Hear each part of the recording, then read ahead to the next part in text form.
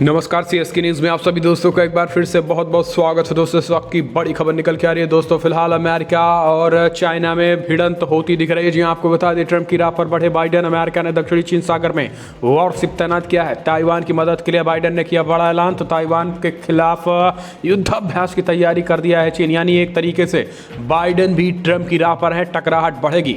दूसरी बड़ी अपडेट निकल के आ रही है, चीन और पाकिस्तान की बड़ी बेचैनी। फ्रांस से आए 3 और राफेल फाइटर जेट, बड़ी खबर निकल के आ रही है। तीसरी बड़ी अपडेट निकल के आ रही है, रक्षा मंत्री राजनाथ सिंह की हुई अमेरिकी रक्षा मंत्री ऑस्टिन से बातचीत। जी क्षेत्रीय वैश्विक मुद्दे पर हुई चर्चा, इसके बारे में आपको बताएंगे। और इस बीच दोस्तों चौथी बड़ी खबर निकल के आ रही है, आपको बता दें किसान नेताओं पर जबरदस्त तरीके से कसा गया शिकंजा, भाग सकते हैं देश के बाहर, लुकआउट नोटिस जारी, पासपोर्ट सीज। इसके साथ ही पांचवी बड़ी खबर में आपको बताएंगे, गृह मंत्री अमित शाह ने किया हॉस्पिटल का दौरा, सिंधु बॉर्डर और खास करके किसानों जिस तरीके से प्रदर्शन दंगे में घायल पुलिस वालों से मुलाकात की है हॉस्पिटल में। अगली बड़ी खबर में आपको बताएंगे, सिंधु बॉर्डर पर गांव वालों ने अब फर्जी किसानों के खिलाफ हंगामा शुरू कर दिया। कहा इतने दिन से तिरंगे का अपमान किया है, उनके खिलाफ नहीं सहेंगे तिरंगे का अपमान। जी ये बड़ी अपडेट निकल के आ रही है। सब कुछ खबरें एक एक करके आपको विस्तार से बताएंगे, लेकिन उससे पहले एक छोटा सा निवेदन, अगर आपने चैनल को सब्सक्राइब नहीं किया तो प्लीज़ सब्सक्राइब के लाल बटन दबाकर चैनल को सब्सक्राइब करें। और अगर आप भी मानते हैं कि प्रधानमंत्री मोदी के नेतृत्व में ये देश चीन और पाकिस्तान दोनों को मुंहतोड़ और करारा जवाब देगा, तो इस वीडियो को लाइक करके अपना समर्थन दर्ज कर देश की गौरवशाली इंडियन आर्मी के लिए जय हिंद लिखना मत भूलेगा। दोस्तों दरअसल पहली बड़ी खबर निकल के आ रही है, आपको बता दें फिलहाल अमेरिका और चाइना में आमने सामने टकराहट बढ़ गई। ट्रंप की राह पर बढ़े बाइडेन। अमेरिका ने दक्षिणी चीन सागर में वॉरशिप तैनात किया ताइवान की मदद के लिए। तो चीन ने कहा युद्ध की तैयारी कर लो ट्रंप बाइडेन। जी बड़ी अपडेट निकल के आ रही है। दरअसल आपको बता दें, दक्षिणी चीन सागर में ताइवान को धमकाने के लिए चीन के फाइटर जेट्स ने सोमवार को उड़ान भर दी है। जवाब में ताइवान ने एयर डिफेंस मिसाइलें तैनात कर दी हैं। जब अमेरिका ने अपना एडवांस वॉरशिप रूजवेल्ट तैनात कर दिया, तो अमेरिका के इस कदम से साफ हो जाता है कि जो बाइडेन भी चाइना के मामले में उसी रास्ते पर चलेंगे जो पूर्व राष्ट्रपति डोनाल्ड ट्रंप ने अपनाया था। अमेरिका में नई सरकार आने के बाद चीन ने अचानक दक्षिणी चीन सागर में सैन्य गतिविधि बढ़ा दी है। शनिवार से सोमवार तक उसे फाइटर जेट्स ने ताइवान के एयर स्पेस से उड़ान भरी। ताइवान ने एयर डिफेंस मिसाइलें तैनात कर दी हैं। अमेरिका ने चीन के इरादे भांपते हुए वहां फिलीपींस और ऑस्ट्रेलिया के रास्ते अपना एडवांस वॉरशिप थिएटर रूजवेल्ट तैनात कर दिया है। कुछ घंटे बाद वार कार्गो भी वहां पहुंच गया है। व्हाइट हाउस के प्रवक्ता ने कहा है कि फिलहाल हम हालात पर नजर बनाए हुए हैं, चीन हालात बिगाड़ने की कोशिश ना करे, ताइवान की हर कीमत पर रक्षा की जाएगी। आपको बता दें कि ताइवान के रक्षा के बीच चीन का बड़ा बयान निकल गया है। चीन भी लगातार युद्धाभ्यास की तैयारी में जुट गया और अमेरिका को चेतावनी दे दी है। हम चलते हैं अगली अपडेट लेते हैं। चीन और पाकिस्तान की बेचैनी बढ़ाने फ्रांस से आए 3 और राफेल फाइटर जेट। जी हाँ, दरअसल फ्रांस से 3 और राफेल लड़ाकू विमान बुधवार को भारत पहुंच गए हैं। इसके साथ ही भारतीय वायुसेना आईएएफ में इन अत्याधुनिक लड़ाकू विमानों की संख्या बढ़कर अब 11 हो गई है। लगभग 4 साल पहले भारत ने फ्रांस के साथ 59,000 करोड़ रुपए की कीमत में 36 रफाल विमानों की खरीदने के लिए एक अंतर सरकारी समझौते पर हस्ताक्षर किए थे।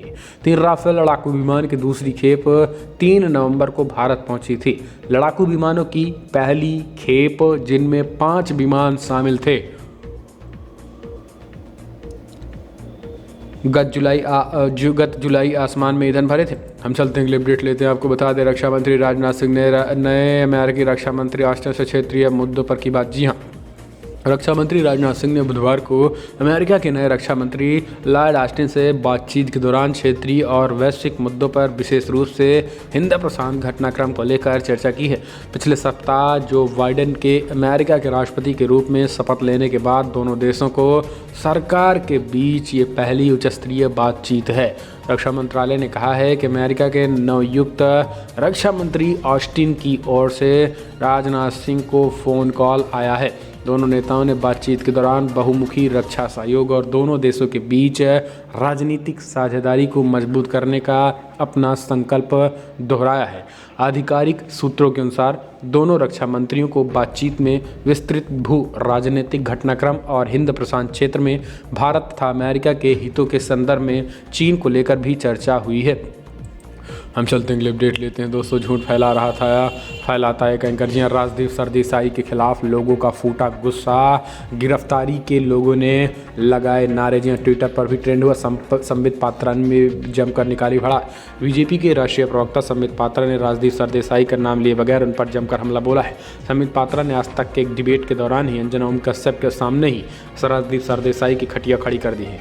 यही नहीं, ट्विटर पर भी दोस्तों ट्रेंड कर रहा है। ट्विटर पर खूब तेज़ी के साथ ट्रेंड कर रहा है और लोग तत्काल उसकी गिरफ्तारी की भी मांग कर रहे हैं। जिस तरीके से उन्होंने एक तरीके से र्यूमर फैलाने की कोशिश की गई। दरअसल दोस्तों जिस किसान की मौत हुई थी उस किसान की मौत ट्रैक्टर रैली में पलटने के दौरान हुई थी, जबकि फर्जी तरीके से पत्रकारों ने कहा कि पुलिस के गोली लगने से हुई थी। जिसके बाद राजदीप सरदेसाई की गिरफ्तारी की मांग होने लगी है फर्जी अफवाह फैलाने के रूप में। हम चलते हैं अगले अपडेट लेते हैं। किसान नेताओं के विदेश भागने के शक, लुकआउट नोटिस जारी, पासपोर्ट हो सकता है सीज। जी हाँ, बड़ी खबर निकल के आ रही है। आपको बता दें किसानों पर शिकंजा कसने की तैयारी है। सिंधु बॉर्डर पर भी गहमागहमी तेज हो गई है। सिंधु बॉर्डर और गाजीपुर बॉर्डर पर दिल्ली पुलिस लगातार बैरिकेडिंग करना शुरू कर दिया है। ये बड़ी खबर निकल के आ रही है। दरअसल आपको बता दें कि सिंधु बॉर्डर दिल्ली हरियाणा बॉर्डर पर पुलिसकारियों ने प्रदर्शनकारियों को एक तरीके से दूसरी तरफ आने से रोकने के लिए बैरिकेडिंग करना शुरू कर दिया है। इस बीच राजधानी दिल्ली से सटे यूपी के खास करके यूपी के गाजीपुर बॉर्डर में भी यूपी पुलिस ने फ्लैग मार्च किया है। भारतीय किसान यूनियन के नेता राकेश टिकैत के नेतृत्व में किसानों का ये दल धरने पर बैठा है। लेकिन यहाँ पर आपको बता दें तैयारियां तेज होना शुरू हो गए हैं। तिरंगे का यह अपमान नहीं सहेगा हिंदुस्तान के बीच सिंधु बॉर्डर से लेकर शाहजहांपुर तक किसानों के खिलाफ जमकर नारेबाजी हुई है। खास करके फर्जी किसान जिस तरीके से डेरा डाले हुए उनके खिलाफ ये एक तरीके से कहीं न कहीं मामला बदलता दिख रहा है। लोगों ने कहीं न कहीं एक तरीके से लोगों ने ज़बरदस्त नारेबाजी की है और असली किसान पहुंचकर फर्जी किसानों की पोल खोल कर रख दी है। आपको बता दें सीमा से ये बड़ी खबर निकल के आ रही है, जहाँ पर तिरंगे को लहराते हुए लोगों ने कहा कि ये किसानों ने तिरंगे का अपमान किया है। आपको बता दें राजधानी दिल्ली के सिंधु बॉर्डर के अलावा राजस्थान के शाहजहांपुर में भी किसानों के खिलाफ नारेबाजी शुरू हुई और यहाँ 15 गांव की महापंचायत चल रही है। लोग शाहजहांपुर में किसानों के धरने का विरोध कर रहे हैं, हाईवे खाली कराने के लिए प्रदर्शन कर रहे हैं। इस दौरान किसानों ने कहा है कि तिरंगे का अपमान भी हम नहीं सहेंगे। तिरंगे के अपमान से भड़के लोकल लोग बॉर्डर खाली कराने पहुंचे। 50 से 60 गाँव के लोग 24 घंटे का भी समय दे दिया है। हरियाणा दिल्ली की सीमा पर धरने पर बैठे किसानों का स्थानीय लोगों ने गुरुवार को विरोध किया। लोगों ने किसानों के खिलाफ नारेबाजी की। लोगों ने लाल किले पर हुई हिंसा के संदर्भ में कहा है कि तिरंगे और राष्ट्रीय स्मारकों का अपमान नहीं सहा जाएगा। तो ये बड़ी खबर निकल के आ रही है दोस्तों, यानी अब कहीं न कहीं एक तरीके से स्थानीय लोगों का भी गुस्सा फूट पड़ा है और फर्जी किसानों के खिलाफ जमकर हंगामा कर रहे हैं। इस बीच हम चलते हैं अगले अपडेट। केंद्रीय गृह मंत्री अमित शाह ने सिविल लाइन्स स्थित सुश्री ट्रामा सेंटर में घायल पुलिसकर्मियों से की है मुलाकात। दिल्ली में केंद्रीय गृह मंत्री अमित शाह ने किसानों की ट्रैक्टर रैली के दौरान हुई हिंसा में घायल पुलिसकर्मियों से मुलाकात की है। समाचार एजेंसी पीटीआई के मुताबिक गृहमंत्री अमित शाह ने बाकायदा सभी पुलिसकर्मियों से एक एक करके मुलाकात की है जो गंभीर रूप से आईसीयू में भर्ती है, उनको भी देखा है। आपको बता दें कि गृहमंत्री शाह ने कहा है कि उन्हें दंगाइयों के खिलाफ कड़ा एक्शन लिया जाएगा। हम चलते हैं अगले अपडेट लेते हैं। समाचार एजेंसी पीटीआई के अनुसार अधिकारियों ने कहा है कि दिल्ली में गणतंत्र दिवस के दिन हिंसा के मद्देनजर एफआईआर में जिन किसानों के नाम हैं उनके पासपोर्ट सरेंडर करने के लिए कहा जाएगा। ये बड़ी खबर निकल के आ रही है, लगातार शिकंजा कसना शुरू कर दिया है। हम चलते हैं अगली अपडेट लेते हैं दोस्तों। बड़ी खबर निकल के आ रही है। दिल्ली हिंसा में दीप सिद्धू ने फेसबुक लाइव करके किसान नेताओं को दी चेतावनी, अगर हमने राज खोले तो भागने का रास्ता नहीं मिलेगा। जी हाँ, 26 जनवरी को लाल किले पर हुई हिंसा के मामले में आरोपी ठहराए जा रहे पंजाब के कलाकार दीप सिद्धू ने फेसबुक लाइव होकर किसान नेताओं को खुली चेतावनी दे दी है। बार बार गद्दार कहे जाने से नाराज सिद्धू ने किसान नेताओं को चेतावनी दी है। कहा है कि अगर उन्होंने अंदर की बात खोलना शुरू कर दिया तो फिर इन नेताओं को भागने का रास्ता भी नहीं मिलेगा। इस बात को डायलॉग ना समझें, ये बात याद रखना, मेरे पास हर बात की दलील है, मानसिकता बदलो। फेसबुक पर लाइव होकर दीप सिद्धू ने कहा है उनके बारे में जो कुछ भी बातें कही जा रही हैं वो ऐसे में वक्त आ गया है कि कुछ बातें स्पष्ट कर दी जाए। दिल्ली में 26 जनवरी को लाल किले में झंडा लगाने के मामले में दीप सिद्धू ने कहा है कि युवाओं को दिल्ली में ट्रैक्टर की बात कहकर बुलाया गया था। बाद में किसान नेताओं ने दिल्ली में तय रूट पर परेड की बात कही। युवाओं ने इस पर रोष जाहिर किया तो किसान नेताओं ने वहां से किनारा कर दिया। हम चलते हैं अगले अपडेट लेते हैं। प्रधानमंत्री मोदी बोले वायरस हो या सीमा विवाद, भारत हर चुनौती से निपटने को है तैयार। दरअसल प्रधानमंत्री मोदी ने गुरुवार को नेशनल कैडेट कॉर्प्स के कार्यक्रम में हिस्सा लिया और इस दौरान प्रधानमंत्री गार्ड ऑफ ऑनर दिया गया पीएम मोदी को। कार्यक्रम में रक्षा मंत्री Rajnath Singh, chief of defence staff general Bipin Rawat, तीनों सेनाओं के प्रमुख भी मौजूद रहे। कैडेट्स को संबोधित करते हुए प्रधानमंत्री ने कहा है कि संविधान में जिन नागरिक कर्तव्यों की बात कही गई है वो निभाना सभी का दायित्व है। उन्होंने कहा है कि पिछले साल भारत ने दिखाया है कि वायरस हो या सीमा विवाद हो, हम हर चुनौतियों से निपटने के लिए तैयार हैं। प्रधानमंत्री मोदी ने बातें कही है कि जहां पे यहाँ भी कोई भी महत्वपूर्ण काम होता है तो वहां हमेशा एनसीसी के कैडेट्स पहुंचते हैं। उन्होंने देश की बेटियों का जिक्र करते हुए कहा है कि वीर बेटियां हर मोर्चे पर शत्रु से लोहा लेने के लिए डटी हैं। आपके शौर्य की देश की ज़रूरत है और नई बुलंदियां आपका इंतजार कर रही हैं। हम चलते हैं अगली अपडेट लेते हैं दोस्तों। हाई कोर्ट में कॉमेडियन मुनव्वर फारूकी को नहीं मिली जमानत, लगा बड़ा झटका, जमानत याचिका भी हुई खारिज। जी हां, हिंदू देवी देवताओं को लेकर कथित अपमानजनक टिप्पणी के मामले में मध्य प्रदेश उच्च न्यायालय के हास्य कलाकार मुनव्वर फारूकी को एक और अन्य आरोपी नलिनी यादव की जमानत याचिकाएं गुरुवार को खारिज कर दी गई हैं। आपको बता दें कि भाजपा विधायक मालिनी लक्ष्मण सिंह के गौड़ के बेटे एकलव्य सिंह गौड़ की शिकायत पर 1 जनवरी को गिरफ्तारी के बाद फारूकी और यादव न्यायिक हिरासत के तहत केंद्रीय जेल में बंद है।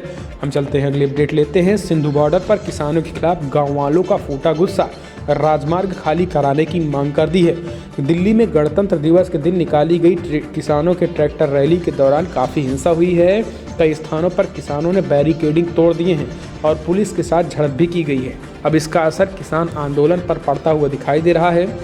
दिल्ली की सिंघू सीमा पर लगभग पिछले 2 महीनों से आंदोलन कर रहे किसान संगठनों के खिलाफ गुरुवार को गांव वालों सड़कों पर उतर गए हैं। उन्होंने मांग की है कि तुरंत राजमार्ग को खाली किया जाए। प्रदर्शनकारी बैरियर के नज़दीक किसान मजदूर संघर्ष कमेटी के स्टेज के पास जुटे हैं।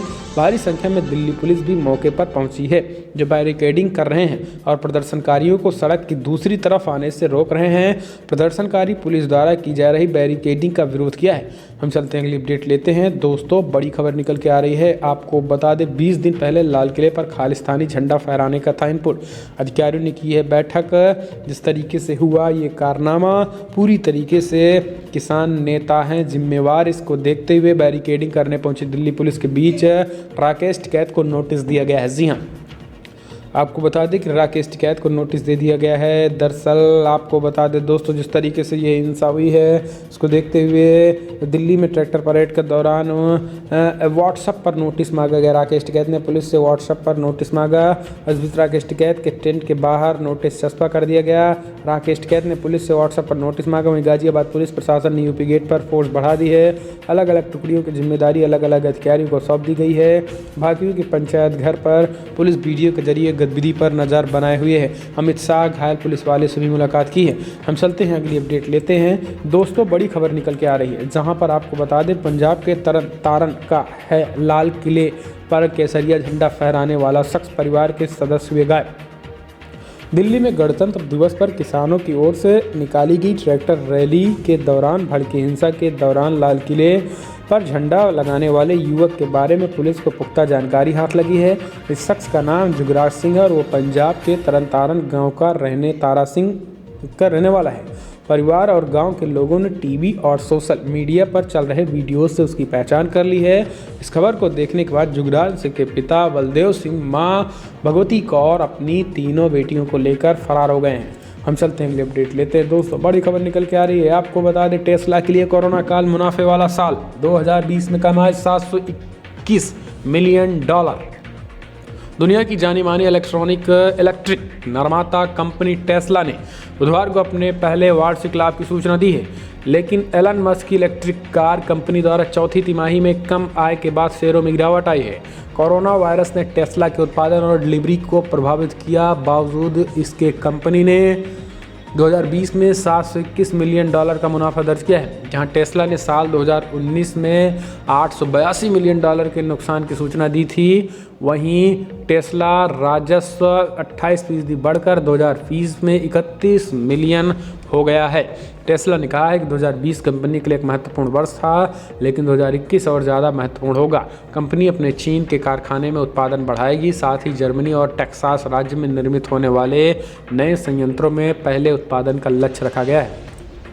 हम चलते हैं अगली अपडेट लेते हैं दोस्तों। बड़ी खबर निकल के आ रही है, अरविंद केजरीवाल अब देश भर में चुनाव लड़ने का ऐलान कर दिया। जी हाँ, अरविंद केजरीवाल 5 राज्यों में लड़ेंगे चुनाव, खास करके यूपी, उत्तराखंड समेत 6 राज्यों में चुनाव लड़ेगी आम आदमी पार्टी। दरअसल अन्ना आंदोलन के बाद अस्तित्व में आई आम आदमी पार्टी के संयोजक और दिल्ली के मुख्यमंत्री अरविंद केजरीवाल ने बुधवार को ऐलान किया कि पार्टी अगले 2 सालों में देश के राज्यों में होने वाले विधानसभा चुनाव लड़ेगी। राष्ट्रीय कार्यकारिणी की बैठक में अरविंद केजरीवाल ने घोषणा की है कि पार्टी आगामी में उत्तर प्रदेश, उत्तराखंड, गोवा, पंजाब, हिमाचल प्रदेश, गुजरात में भी चुनाव लड़ेगी। यानी अब केजरीवाल बीजेपी बनने की कोशिश कर रहे हैं, पूरे देश में चुनाव लड़ेंगे। हम चलते हैं अगली अपडेट आपको बता दें, सीएम योगी आदित्यनाथ का ताबड़तोड़ एक्शन, बागपत में देर रात धरना स्थल से पुलिस ने किसानों को खदेड़ा, लाठीचार्ज में कई घायल। बड़ी खबर निकल के आ रही। जी हाँ, दरअसल दिल्ली हिंसा के बाद बढ़ौत में चल रहे किसानों के आंदोलन पर भी पुलिस प्रशासन ने सख्त रुख अपनाया और बुधवार रात करीब 11:30 बजे पुलिस धरना स्थल पर पहुंचकर हल्का बल प्रयोग कर धरना स्थल को खाली करा दिया है।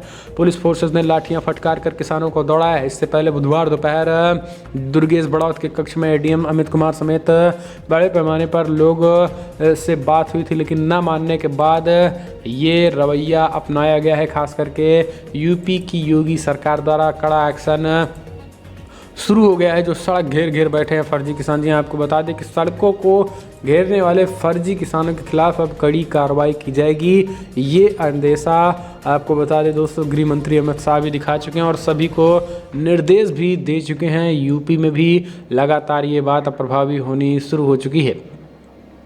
हम चलते हैं अगली अपडेट, यूपी पंचायत चुनाव को लेकर बड़ी खबर निकल के आ रही है दोस्तों। आपको बता दें फिलहाल किसान आंदोलन भी एक वजह बनी है। यूपी पंचायत 1 महीने और टल गया, अप्रैल लास्ट के अंत तक होगा। त्रिस्तरीय पंचायत चुनाव का इंतजार अब थोड़ा और बढ़ सकता है। ग्राम क्षेत्र व जिला पंचायत के चुनाव अब मार्च के बजाय अप्रैल में होने की संभावना है। इनकी प्रक्रिया 19 मार्च को प्रदेश सरकार के कार्यकाल के 4 साल पूरा होने के बाद प्रारंभ हो सकती है। चुनाव 4 चरणों में 15 से 30 अप्रैल के बीच कराए जा सकते हैं। एक आध चरण का मतदान मई में भी हो सकता है। त्रिस्तरीय पंचायतों के निर्वाचन क्षेत्रों के आरक्षण नीति का शासनादेश 15 फरवरी तक जारी हो सकता है। राज्य सरकार की मंशा पहले फरवरी के तीसरे सप्ताह से चुनाव प्रक्रिया प्रारंभ कराकर 20 मार्च से 10 अप्रैल के बीच चुनाव संपन्न कराने की थी। इस पूर्व अनुमानित कार्यक्रम को लगभग 1 माह आगे बढ़ाने की कोशिश की गई है। तो ये बड़ी खबर निकल के आ रही है दोस्तों।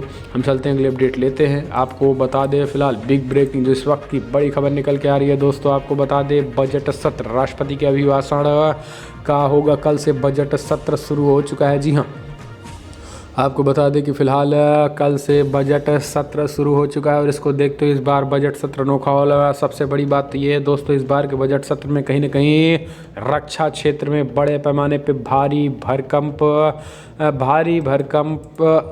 रुपए लगाए जाएंगे। जी हाँ, भारी भरकम इस बार लगाए जाएंगे, तो ऐसे में बजट बढ़ गया है। तो दोस्तों फिलहाल बड़ी खबर में इतना ही, लेकिन अगर आपको वीडियो पसंद आए तो लाइक कर, शेयर करें, कमेंट के माध्यम से आप अपनी राय देना ना भूले। इस वीडियो में इतना ही। जय हिंद, वंदे मातरम।